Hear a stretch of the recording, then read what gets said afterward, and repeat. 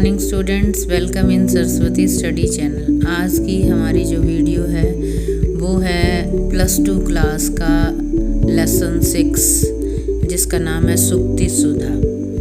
संस्कृत साहित्य में सूक्तियों का समृद्ध भंडार है और सूक्ति का अर्थ होता है सुंदर वचन, जबकि सुधा का अर्थ होता है अमृत। अर्थात सूक्ति सुधा का अर्थ है सुंदर वचन रूपी अमृत। ये जो पाठ है, इस पाठ के अंदर जो संकलित श्लोक है वो अनेक संस्कृत कवि जैसे कि पंडित राज जगन्नाथ जी, महाकवि माघ भारवी, प्रसिद्ध नाटककार भवभूति तथा महाकवि भर्तृहरि की सूक्तियों से संकलित है।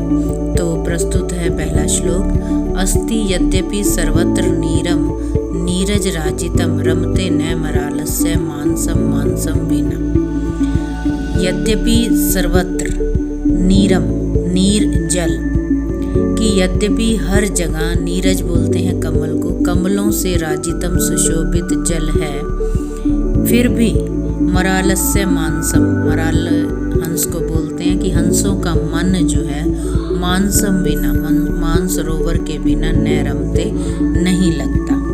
तो कहने का अभिप्राय ये है कि ऐसा जल बहुत मिल जाता है जिसके अंदर अनेक कमल खिले हों, लेकिन जो हंस होते हैं उनका मन मानसरोवर में ही लगता है। यहाँ पर हम यह भी कह सकते हैं कि जो सज्जन लोग होते हैं उनका मन सुसंगति में ही लगता है। वो बाहरी साज सज्जा वाले उन लोगों से सदा बचते हैं जो कि कुसंगति में लीन रहते हैं। अगला श्लोक। नीरक्षीर विवेके हंसा अलस्यम त्वमेव तनुषे चेत विश्व अस्मिन् धनान्य कुलव्रत पालिशयति कै। ये जो श्लोक है, इसमें कवि ने हंस की मनोवृत्ति के माध्यम से जो भी न्यायकर्ता होता है उसके द्वारा, न्यायकर्ता के द्वारा न्याय में आलस न करने के बारे में बताया गया है। तो इसकी व्याख्या है कि हे हंस, यदि तुम ही पानी और दूध, नीर पानी होता है, क्षीर दूध होता है, कि पानी और दूध को अलग करने के विवेक का जो ज्ञान है उसमें आलस्यम तनुषे चैत, चैत यदि तनुषे फैला रहे हो तुम ही, आलस्यम आलस को, कि यदि तुम ही पानी और दूध को अलग करने के विवेक में आलस फैला रहे हो तो विश्व अस्मिन, इस संसार में, अन्य क दूसरा कौन, कुल व्रत, इस कुल के व्रत का पालन, पालिशयतिक पालन करेगा, अर्थात और कौन करेगा, कोई नहीं कर सकता।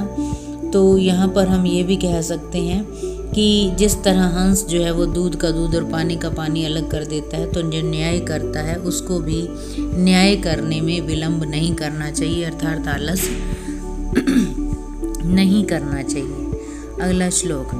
तावत कोकिल वीरसान याप्य दिवसान वन अंतरे निवसन यावद मिलद अलिमालय को अपि रसालय समुलसति।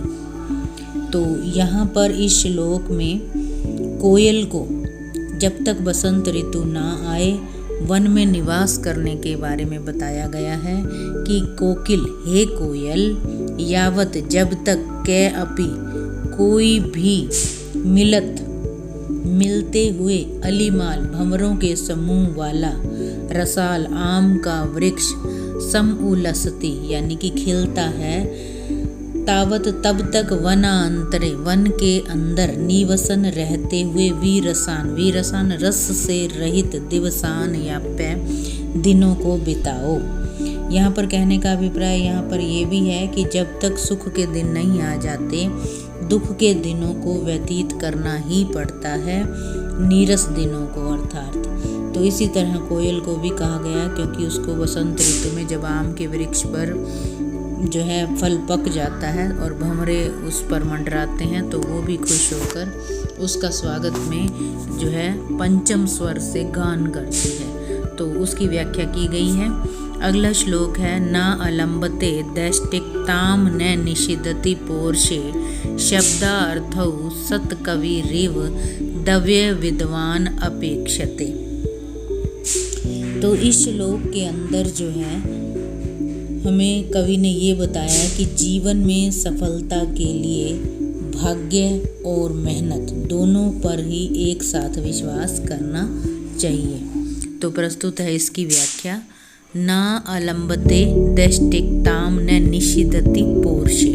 पोर्ष जो है परिश्रम को कहा जाता है और दष्टिक्ताम जो है वो भाग्यता। आलंबन सहारा लेना, न अलंबन मतलब सहारा नहीं लेता। कौन? विद्वान। जो विद्वान पुरुष होते हैं वो ना तो केवल न दष्टिक्ताम अलंबते, ना केवल भाग्यतव का सहारा लेते हैं और ना ही पुरुषार्थ का आश्रय ग्रहण करते हैं। जिस प्रकार सतकवि एक अच्छे कवि शब्द और अर्थ दोनों को, द्वयम मतलब दोनों को एक साथ अपेक्षा करता है, उसी तरह विद्वान मनुष्य भी भाग्य और पुरुषार्थ दोनों का ही सहारा लेता है और दोनों का सहारा लेकर ही वो जीवन में सफल होते हैं। अगला श्लोक। न किंचिद अपि कुर्वाण सौख्यै दुःखान्य अपहोति ततस्य किम अपि द्रव्यम यो हि यस्य प्रियो जने। इस श्लोक के अंदर महाकवि भवभूति ने प्रिय व्यक्ति के महत्व का वर्णन करते हुए कहा गया है कि जो व्यक्ति यस्य मतलब जो ही यस्य जिसका प्रियोजन है, प्रिय होता है, कि जो व्यक्ति जिसका प्रिय होता है ही वह निश्चय से ही किम अपि कोई ततस्य उसके लिए कुछ विशेष द्रव्यम धन होता है, कि उसके लिए कोई विशेष धन होता है वो जिसके लिए वो प्रिय होता है। आगे है न किंचिद अपि कुर्वाण, वे कुछ ना करते हुए भी अपनी उपस्थिति रूपी सौख्यै सुख से प्रिय व्यक्ति के दुख को अपहोति दूर कर देता है। भाव यह है कि जो व्यक्ति जिसको ज़्यादा प्रिय लगता है वह उसके लिए एक विशिष्ट संपत्ति की तरह होता है और उसके प्यार और सहचार्य में वह चाहे कुछ भी ना भी करे फिर भी उसके प्यार में जिस सुख की उसे अनुभूति होती है वह प्रिय व्यक्ति के सभी दुखों को भुला देती है। अगला श्लोक। सहसा विद्धित न क्रियाम विवेक परम आपदाम पदम वृणीते ही विमृश्य कारिणम गुणलुब्धा स्वमेव संपदा। तो इस श्लोक के अंदर हमें कवि ने ये बताया है कि बिना सोचे समझे कोई भी कार्य नहीं करना चाहिए, वो मुसीबत का कारण बन सकता है। सहसा मतलब अचानक से, विद्धित करना चाहिए, नहीं करना चाहिए, क्रिया कार्य को, अविवेक परम आपदाम पदम, अविवेक मतलब बिना सोचे समझे किया गया कार्य, परम आपदा बोलते हैं मुसीबत को, कि बहुत बड़ी मुसीबत का कारण बन जाता है। विवृणीते ही विमृश्य कारिणाम गुणलुब्धा स्वमेव संपदा। विमृश्य कारिणाम मतलब विचार विमर्श कर कार्य करने वाले को, गुणलुब्धा गुणों की लालची, संपदा संपत्तियां, स्वमेव स्वयं ही अपने आप ही, वर्णिते मतलब वर्ण कर लेती हैं, चुन लेती हैं। तो कहने का अभिप्राय यह है कि बिना सोचे समझे कार्य नहीं करना चाहिए। और संस्कृत में इस सूक्ति का हिंदी भाषा में भी मुहावरा है कि बिना विचारे जो करे सो पाछे पछताए। अगला श्लोक। सवायत एकांत गुणम विधात्रा विनिर्मितम छादनम अज्ञताया विशेषतः सर्वविदाम समाजे विभूषणम मौन पंडिता नाम। इस श्लोक के अंदर हमें विद्वानों की सभा में मूर्खों के द्वारा चुप बैठने का जो है ना गुण बताया गया है, कि विद्वान व्यक्ति कभी भी विद्वानों की सभा में चुप नहीं बैठ सकता। मतलब मूर्खों को अपनी मूर्खता छुपाने के लिए चुप बैठना ही पड़ता है। तो व्याख्या है इसकी। विधात्रा यानी कि ब्रह्मा के द्वारा विशेष रूप से, विशेषतः मतलब विशेष रूप से, सर्वविदाम सब कुछ जानने वाले विद्वान, समाज में मूर्खों की मूर्खता का आवरण, छादन मतलब आवरण, अज्ञताया मूर्खतों की मूर्खता, छादन आवरण, स्वयं के अधीन, स्वायत्त स्वयं के अधीन, उनके पास ही होता है। एकांत गुण, एकांत गुण यानी कि मौन रूपी जो विभूषणम गहना है वो बनाया गया है। अपंडिता नाम, अपंडित यानी कि जो मूर्ख लोग होते हैं उनका गहना जो है विद्वानों की सभा में मौन रहना होता है और वो उन्हीं के पास ही होता है। अगला श्लोक, विपदि धैर्येम यथा अभ्युद्धे क्षमा सदसी वाक्पटुता युद्धे विक्रम यशसी च अभिरुचि व्यसन श्रुतौ प्रकृति सिद्धम इदम ही महात्मा नाम। इस श्लोक के अंदर महापुरुषों के स्वाभाविक गुणों का वर्णन करते हुए कवि ने कहा है कि विपत्ति के समय धैर्य बनाए रखना और उन्नति अर्थात समृद्धि में सहनशीलता को अपनाना तथा विद्वानों की सभा में वाणी की चतुरता को दिखाना और युद्ध में पराक्रम का प्रदर्शन करना और यश प्रशंसा में रुचि रखना, वेद शास्त्रों के श्रवण में आसक्ति लगाव, ये सभी महात्मने महापुरुषों के प्रकृति मतलब स्वाभाविक रूप से गुण बताए गए हैं महापुरुषों के। ये जो महापुरुष होते हैं वो इन्हीं गुणों को अपनाकर ही उदार बन जाते हैं। अगला श्लोक, पापान निवारयति योज्यते हिताय गुह्यम ने गुह्यति गुणान प्रगति करोति आपदगतम चैन जहाति ददाति काले सन्मित्र लक्षणम इदम प्रवदन्ति संत। कि इस श्लोक के अंदर संत लोगों ने अच्छे मित्र के जो लक्षण बताए गए हैं वो प्रकट किए गए हैं। पापान निवारयति, कि जो अच्छे मित्र की संगति होती है वो पाप से हटाती है। योज्यते हिताय, हितकारी बातों में लगाती है। गुह्यम, गुप्त बातों को, गोपनीय बातों को, निगुह्यति छिपाती है। गुणान प्रगति करोति, गुणों को प्रकट करती है। आपदगतम, आपत्ति में पड़े हुए मित्र को न जहाती, नहीं छोड़ते। ददाति काले, समय आने पर धन आदि से सहायता करते हैं। सज्जन लोग इन गुणों को ही सन्मित्र का, अच्छे मित्र का लक्षण बताते हैं। अगला श्लोक, मनसी वचसी काये पुण्य पीयूष पूर्णा स्त्री भुवनम उपकार श्रेणी भी प्रीणयन्ते परगुण परमाणुन पर्वतीकृत्य नित्यम निज हृदय विकसन्ते संति संते कियन्ते। इस श्लोक में सज्जन के गुणों की प्रशंसा करते हुए कहा गया है कि मनसी यानी कि मन से, वचसी वाणी से, काय शरीर से, पुण्य पीयूष पूर्ण, पीयूष बोलते हैं अमृत को, पुण्य रूपी अमृत से परिपूर्ण,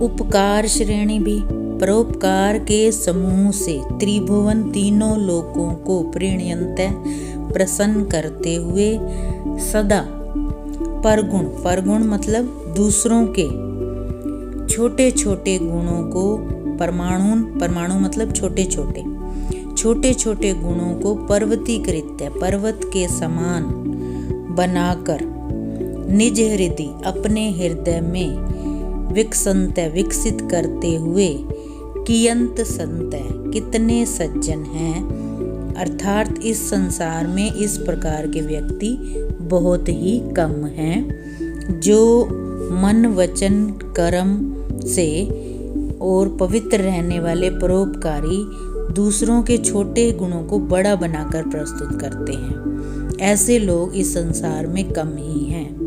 अगला श्लोक, केयूरा न भूषयन्ति पुरुषम हारा न चंद्रोज्ज्वला न स्नानम न विलेपनम न कुसुमम न अलंकृत मूर्धजा वाणी एका समलं करोति या संस्कृता धार्यते अक्षीयन्ते खलु भूषणानि सततम वाक् भूषणम भूषणम।